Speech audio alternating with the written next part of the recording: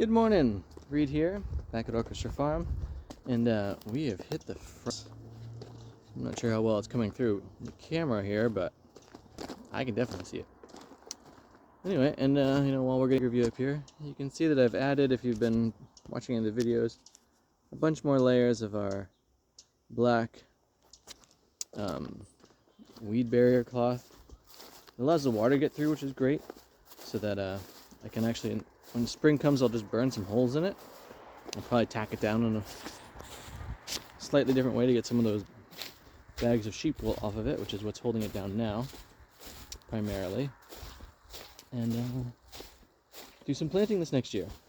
It's a bit more work that has to happen, but it's so much closer. Anyway, this morning and recently I've been having some conversations around the pillars of life and around notions of scarcity or abundance and feeling. Now, all this is interesting, and let's give some extra context. So I think most of us will agree that one of our pillars of life is finances. And another might be family, health. There's another. The list goes on. We won't touch them all right now. And I'm noticing in myself that this year, I've more likely than not made more money than I have in previous years, which is great. And I, to do that, raise my rates. And what am I noticing? Wow, can you guys hear the geese in the distance? I don't know if they'll fly overhead. Oh, that's a cute little bird. That my feeling. Oh yeah, let's see. We get them in the camera as they go overhead here. I'm not sure. Are we seeing the geese? Maybe. I can't tell from my angle. Oh, there they go. Oh, that's a cute little bird here. Anyway, that in some of the conversations, there's this notion of if you can feel the thing, then you can increase it in your life. The idea of first you have to be able to think about a thing, and then to be able to feel it, and then take action. Now, some of you out there might just be action-based people, in which case, all the more power to you. And as I was considering this, I was like, well, what's the feeling when I, make more money? And I was like, to be honest, I feel unsatisfied. You hear that crunch down there? Yeah, now you'll be able to see the frost better. Really in it. Love that. The frosty time. And that notion of, because I listen to different things about money and people's relation to it, and it seems like a lot of people out there are actually unsatisfied with money. And they might even have what amounts to a lot of money in comparison of me, and they think they don't have enough. And then when they actually look at their numbers, even when they think of the number that they want to have, they actually make more than that, and they still feel unsatisfied. And I was like, this is evidently a pretty common feeling. And in my conversation with my wife, I was like, I think that's okay. Be unsatisfied, allow that to be the case, and remember that there's a lot of other pillars to life that we can focus on. And I was like, it's thankfully with finances, there's data. You can actually you can create a spreadsheet to make sure that, you're covering all your different bases.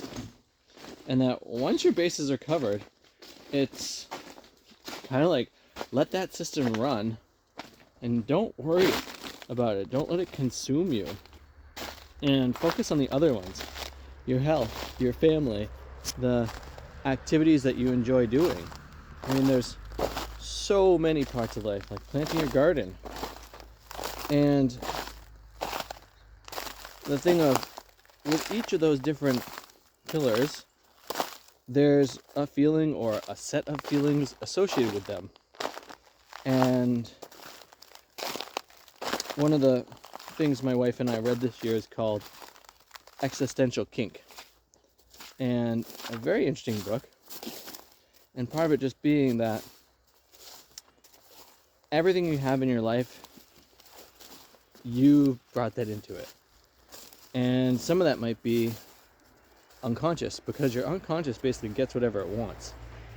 And so by accepting that and bringing like a real conscious awareness to that acceptance, you can actually move into a space where you can then redirect that energy. Because if you're not aware of it, it's really hard to change it. Am I right? I think so. And so this notion of like whatever the feeling is, such as being unsatisfied with money, that notion of, okay, I can actually amplify that feeling and allow the finances to grow while I put my actual focus on the other pillars of my life. So this kind of thing of like, there's space behind your back. And if you're in the center of a room and there's pillars that are surrounding that, holding up the roof as it were, then some of the pillars are going to be behind you. They're not in your direct focus, but they're still within your awareness. And the notion of some people put blinders on and they're just so focused on finances. They're just thinking about money and their work and stuff like all the time. And they never turn it off, or they have a hard time turning it off even. And that thing of, once you get the system going, like, it doesn't necessarily require the same kind of focus. Like, you have to stay on top of the tasks, for sure. But the notion of, oh, my actual focus is on spending time with my kids, or helping them with different things, or educating them, or, you know, whatever the varying dynamics are with that. Spending time with your partner, you know, being engaged in whatever that relationship is like, making sure that you're ticking off all the health boxes or your creative pursuits. Because, like I've mentioned before, that, for me, really helps to keep my emotional body, like, moving fluidly, along with really activates my troubleshooting and, you know, creative problem solving mind. And I think all those things are, in a certain way, more important than finances. And I know for myself that I don't want to be on a treadmill of chasing some number, not being satisfied, and then changing the number to a higher number, and then not being satisfied and chasing a number to be a higher number. I'd rather just acknowledge, like, yeah, this thing, finances, isn't the most satisfying for me, and that's okay. I still have, you know, marks I want to reach with it, but I don't need to stress about it or become consumed by it to the neglect of the other areas. Because in the long run, like when I die, I highly doubt I'm going to be like, I wish I worked more. Geez, that would have been great. And maybe I need to change my work so that I feel more like that my work has a greater impact in my life and the world, which are things I'm considering. Anyway, how do you relate to all this? What are the things that you enjoy in your life and the things that don't bring as much joy, and how do you engage with them and make sure that you're covering all the different parts of yourself that matter and not neglecting any? I'm curious to hear. With that, I released a new album out. You can find it on my Bandcamp.